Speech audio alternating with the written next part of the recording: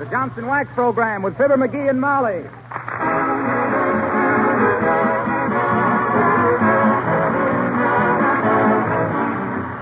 The makers of Johnson's Wax and Johnson's Self-Polishing Glow Coat present Fibber McGee and Molly, written by Don Quinn, with songs by the King's Men and music by Billy Mills Orchestra. The show opens with Who Cares?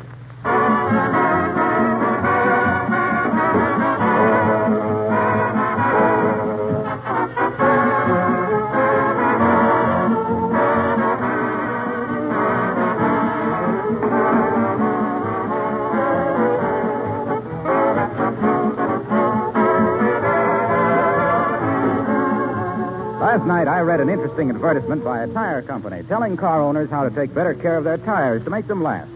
This seemed to me to be very helpful advertising, and it suggested to me to make sure that every car owner also knows how easily he can take better care of the finish of his automobile with Johnson's Car New. Cleaning and polishing a car used to be a big job, one of those all-day or at least half-day affairs. But Car New has done away with most of that hard work, because Car New both cleans and polishes in one application. 2 jobs at once in quick time. Car New is a liquid polish. You massage it lightly over the car finish, let it dry, wipe it off. It cleans amazingly, brings back your car's original showroom shine. If you want added protection for that gleaming finish, if you want to save money on car washings, you can apply a coat of wax, too. But first, do a double cleaning and polishing job with Johnson's Car New, spelled C-A-R-N-U.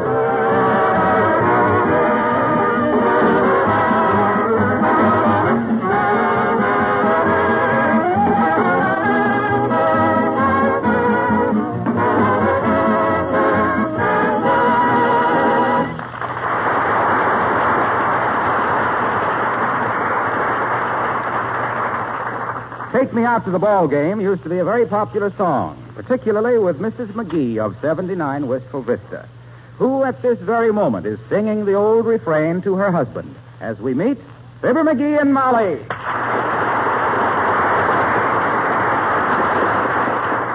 McGee, why don't you want to take me out the ball game? It's the opening game of the season today, and I love baseball. But, Molly, I called up and the park is sold out. Oh, what of it? A man of your influence? Huh? You always said you could get in any place you wanted to, one way or another. Oh, I can, too. Oh, I can get in all right, but I wouldn't ask you to smuggle yourself into the ballpark in a beer truck. Oh, McGee, come on. What are you president of the Chamber of Commerce for if you can't even get tickets to a ball game? Tickets? Me go to a ball game on a ticket? Why not? If I can't get in on a pass, I won't go. Only the common people buy tickets. Oh, yeah? Well, I'm a common people, and I want to see that ball game. Oh, gee whiz, Molly, I don't quite see how McGee, I'm challenging you. You are, huh?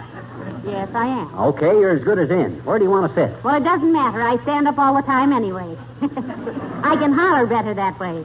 Now, how do we get in? Oh, I don't know. The details ain't important, but we'll be there. Don't worry. McGee, at times like this, I almost admire you. Well, how do you think I got where I am today? If I didn't have imagination and stamina. I don't know. Where are you? Say, and look, you better get busy now. The game's this afternoon, you know. Yeah. And I hope Zernicke pitches. Who? Zernicke. You know, the southpaw that Wistful Vista bought for $3,000 and a shortstop from the Akron Acmes, and who spent 4 years in the minors trying to straighten out his fast drop.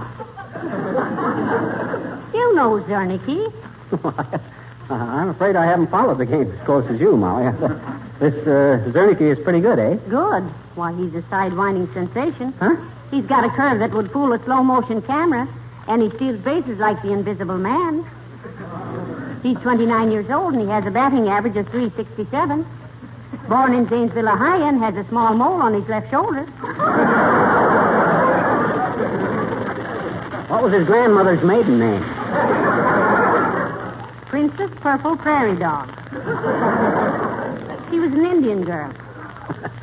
You seem to be kind of up on your baseball, Molly. Well, I ought to be. I've been following baseball ever since I was old enough to throw a pop bottle. Remember before we were married, dearie? If that's Judge Landis wanting some information, what'll I tell him? Tell him he rang the right bell. Okay. Come in. Oh, it's Mrs. Uppington. Hello, Abigail. Oh, how do you do, Mr. McGee? And Miss McGee. What's new, Mrs. Hughes? Well, I just stopped by to see if you could use a couple of tickets to the baseball game. I'm so busy I won't be able to go, so I thought you might use them. Oh, heavenly days. Thank you, Abigail. Yeah, what did I tell you, Molly? There's a power that watches over me. Yeah. You see, Uppy, I promised Molly I'd get her into the game today, and when you came along and give us tickets for that... Well, these tickets are for Thursday's game, Mr. McGee. What power is watching over you today? Think fast, Mastermind. I'll go under my own power today. Why can't you go to the game, Abigail? Oh, nice club work, you know, Mrs. McGee. We have a guest for luncheon today who is going to talk to us about China. Oh, that ought to be interesting. Oh, sure. Fascinating. How you gals can sit there, Uppy, and listen to a lot of burble about how to paint forget-me-nots on cups and saucers when there's so much going on in the world today. Now, It's beyond... please, Mr. McGee. Huh? As usual, you have taken a running jump to an incorrect conclusion. Our guest is not speaking about cups and saucers. Oh. He represents the United China Relief, for which our organization is helping to raise a very necessary $7 million fund. You'd better blush, McGee. Oh, I'm sorry, Uppy. Well, I've got my neck out. Would you mind looking to see if I need a haircut? You do. Thanks. Say, what about this United China Relief, Abigail? Well, Mrs. McGee, China didn't want this war any more than we did. No. It was forced upon both of us. America and China are fighting the same gangster nations for the same ideals. Peace and honor and personal freedom. But China has been fighting our fight for 5 years, and now they need help. They need $7 million urgently for civilian morale, medical and food supplies. And I think it's up to us to help by subscribing generously to the United China Relief. We owe it to them, as we owe certain things to Japan, and I think they will both be paid. Goodbye.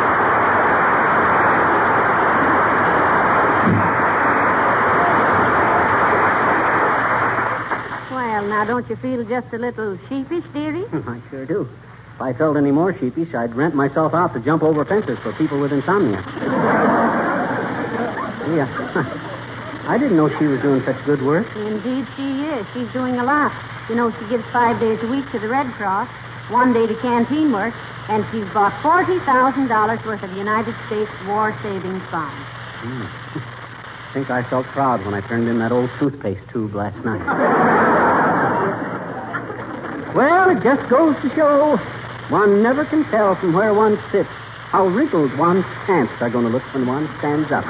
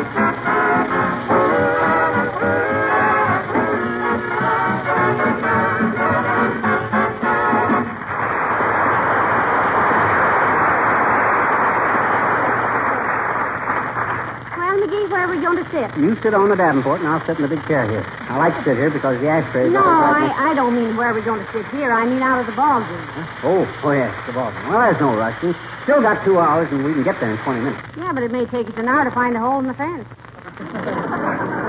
What do you mean, a hole in the fence? I says I'd get you into the ball game, and by the 40 flutes of the Philadelphia Philharmonic, I'll get you into the ball game. Now, just take it easy, Molly. I'm not... Come in. Hello there, kids. I brought you something. Much obliged, old-timer, but what is it? Sack of alfalfa. Huh? It's for Lillian's baby. I didn't think he'd want a red or a silver cup with his initials on it, so I brought him this. Well, thank you, Mr. Oldtimer. This is very thoughtful of you. How's the kid doing? Well, it's going to be a fine horse when he grows up. Might make a racehorse out of it. Good for you, Johnny. Leave me know and I'll help you train. Oh. Do you know something about training racehorses, Mr. Oldtimer? Do either of you kids? No. No. Yes, sir, I sure do. You know that all the big racehorses have a mascot that lives in the stable with them, a dog or a cat or goat or rooster or something. Oh, yes, I've heard that. Well, I was a mascot for a horse named Chester's Baby down in Louisville. Lived right there in the stable with him.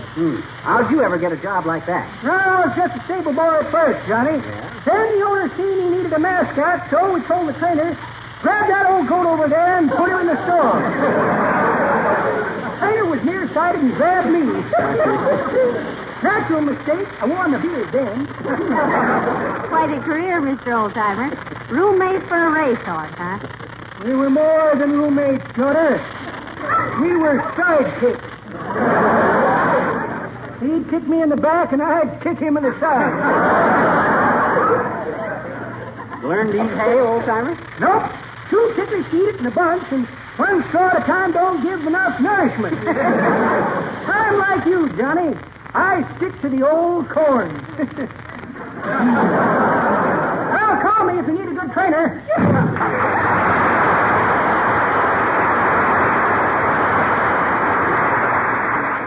By the way, dearie, did you go out and feed Lillian and her baby? Sure, and you know what? That colt understands Chinese. Go on. Yeah. What are you talking about? That horse is as American as baked beans. I don't care. He knows Chinese. I was trying to think of a good name for him this morning, so I thought I'd try a few. And the one that got the best reaction was going to be the name. And what was the name? Well, sir, I tried Alfred and Homer and William and Bert and Paul and Cecil and Leonard and Sidney and all stuff like that there. Till I was a little horse myself. And all they'd do is Lillian would look at the colt, and the colt would look at Lillian, and they'd kind of shake their heads. So I got disgusted and says, phooey. And they both started squealing. I tell you, that horse is Chinese. Oh, George. Well, this isn't getting us to the ball game. Now, don't forget your promise you take... Hello, folks. Am I intruding? Oh, not a bit, Mr. Wilcox, not a bit. No, I was just getting ready to take Molly to the ball game. Oh, are you a fan, Molly? Well, yes, in a way, Mr. Wilcox. In a way.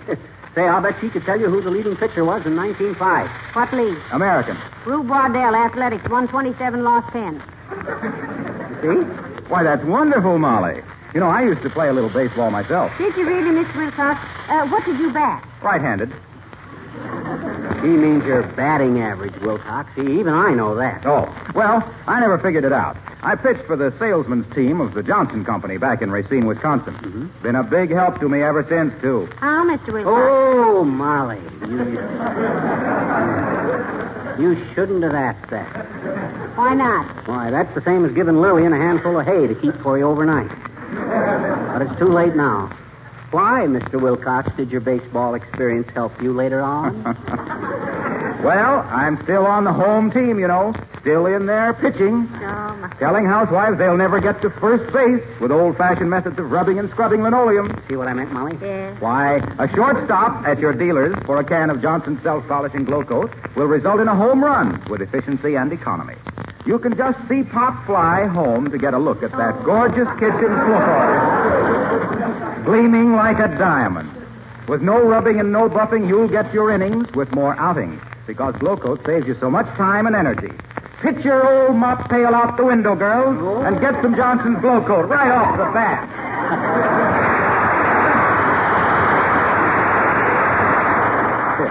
Listen to old Gabby Hartnett Wilcox. All the baseball he ever played was for a handful of salesmen. Didn't you ever try the big leagues, Mr. Wilcox? Yes, once, but I quit after one season. What for? Well, the club started playing night games, and I never was one to play around in nightclubs. Well, I'll see you later. Say, why didn't you ask Ask him what he could do towards getting us into the game this afternoon, McGee. He hasn't got any drag, except with housewives.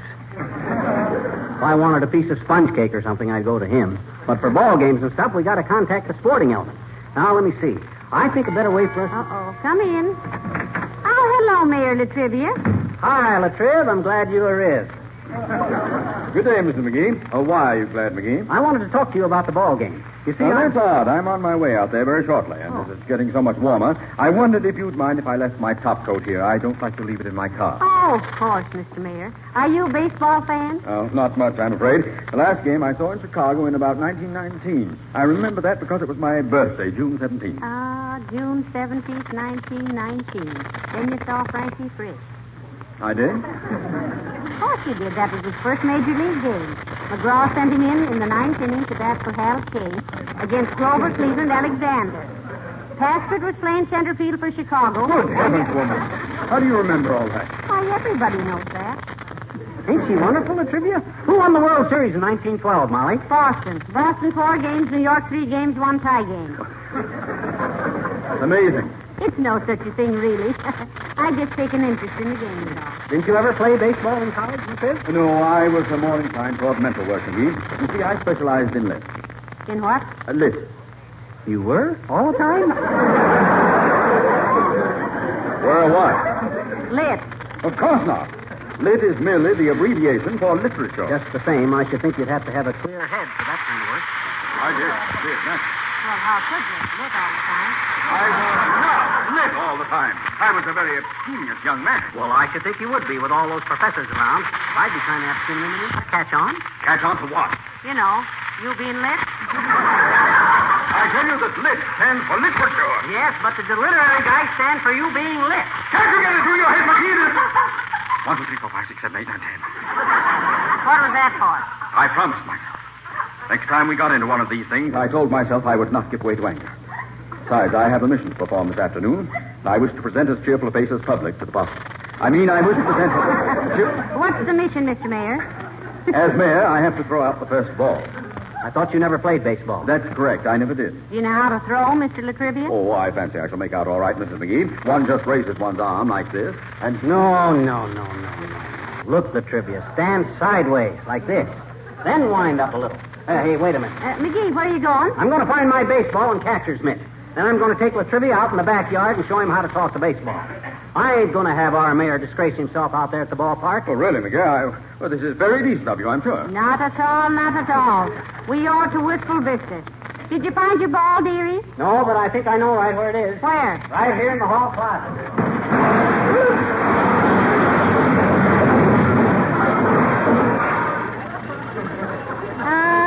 My. Don't things accumulate fast?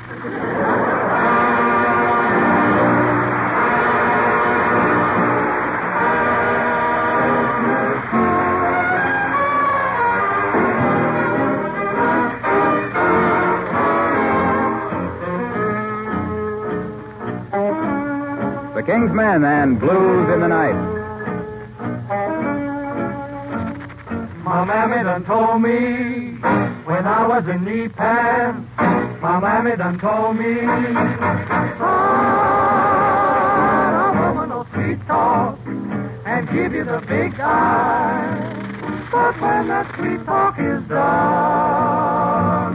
a woman's a two-faced, a worrisome thing who'll leave you to sing the blues in the night.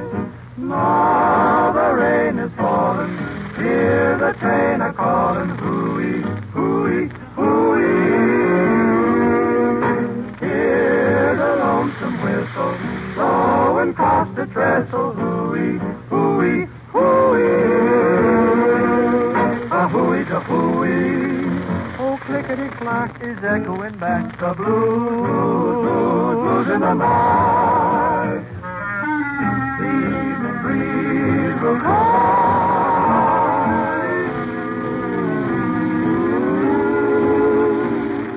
crying the blues in the night. La-la-la. From Massachusetts to Mobile, from Memphis to St. Joe, wherever the four winds may blow. I've been to some big towns, Yes, sir. and heard me some big talk. He said, But there is one thing I know. A woman's a two-faced, a worrisome thing who'll leave you to sing the blues in the night. My mammy done called me home. And brother, I tell you, so help me, I got the blues in the night.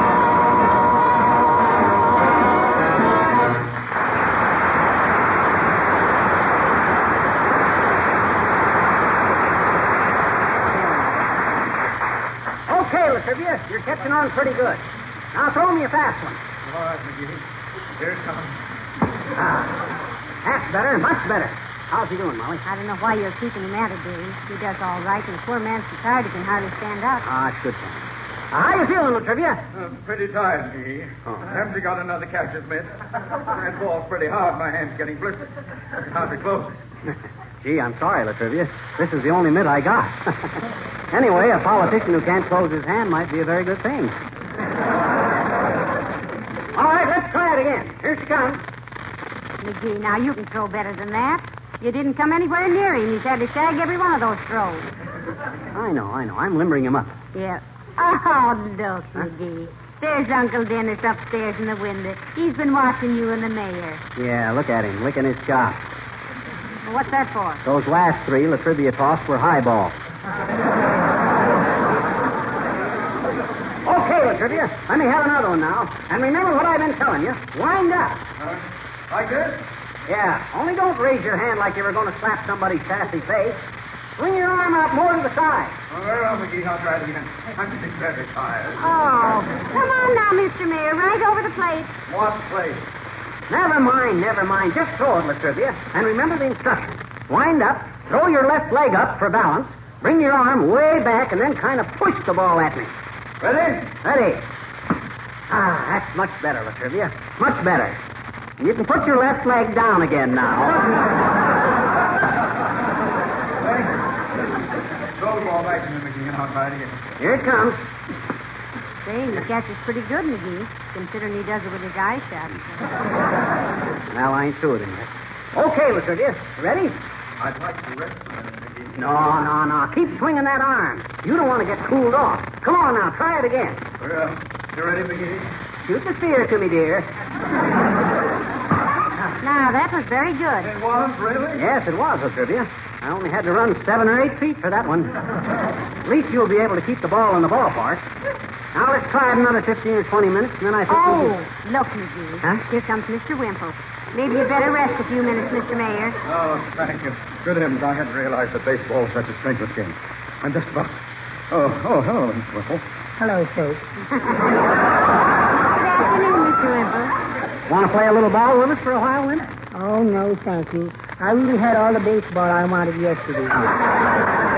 Sweetie Face's brother was over at our house, and they were playing catch with me. Did you use a hard ball like this one, Mr. Wimple? Oh, they didn't use the ball. They were playing catch with me. Heavenly days, that must have been fairly rough, Mr. Wimple. I didn't mind, Mrs. McGee. But when Cyrus, that's Sweetie Face's brother, when Cyrus suggested that you get a bat and knock a few flies for Sweetie Face to catch, I just ran like the dickens. You ever meet Sweetie Face, Latrivia? No, I don't believe I ever have. I don't believe she goes out much. Does she, Mr. Wimple? Oh, yes, quite a bit. In fact, Sweetie Face loves to get out and mangle with people.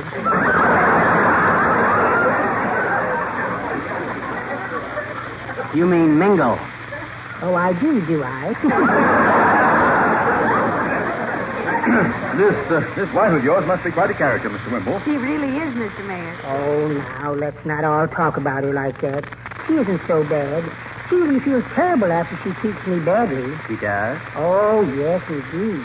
Why, just this morning, she was down on her knees to me, just begging. Oh, not really. Really, Mrs. McGee?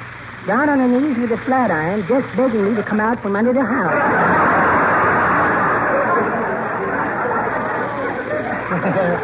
I won't interrupt you any longer. I have to be getting down to jail. Jail? What you going to jail for, Wimp? I'm going to be locked up. I called them and told them I was coming. Oh, but what on earth did you do? I just slugged Susie face with a baseball bat. Good heavens, man. Did you hurt her? No, that's why I want to be locked up.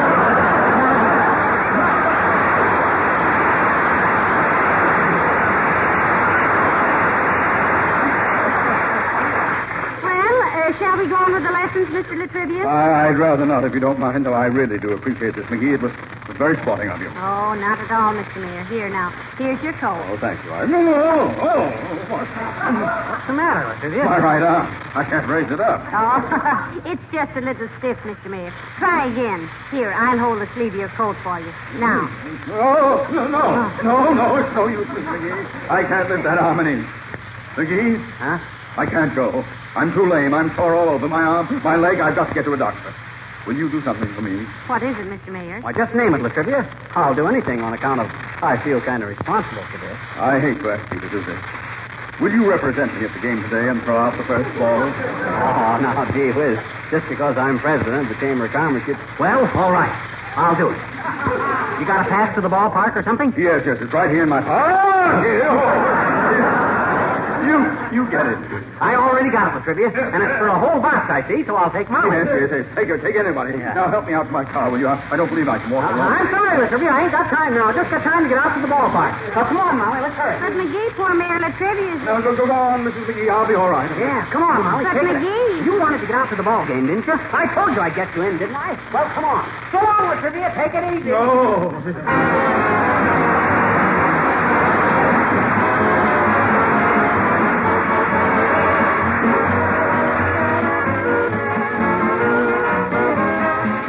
Last time you were in the kitchen, did you happen to notice the floor? Was it clean and sparkling and cheerful? Or was it a little on the dull and gloomy side? You know, it's so easy to take care of your linoleum floors with Johnson's self-polishing Glow Coat. It's as simple as this. Just apply and let dry. Glow Coat polishes itself while it's drying without any rubbing or buffing. And did you know that linoleum protected regularly with Glow Coat will last 5 to 10 times longer than if it's unprotected?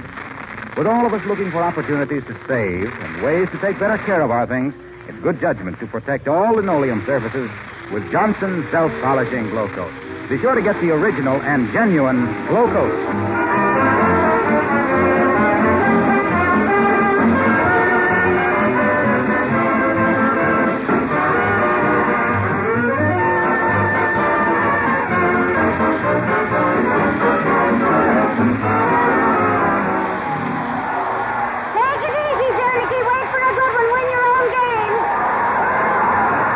You enjoying the game, Molly? Oh, I certainly am, McGee. But you know, I keep worrying about Mayor Latrivia. Ah, he's all right. I know now why you spent all that time teaching him how to throw a ball underhanded. Overhand. It was underhand. Oh, I see what you mean. Well, I thought you would because... Here it comes, McGee! Slam it out of the park! Good night. Good night, all.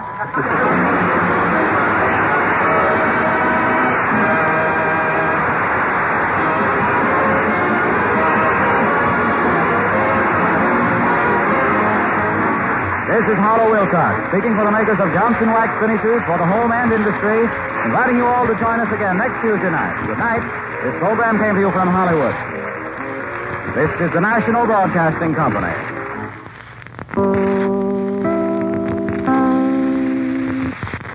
This is Chicago WMAQ.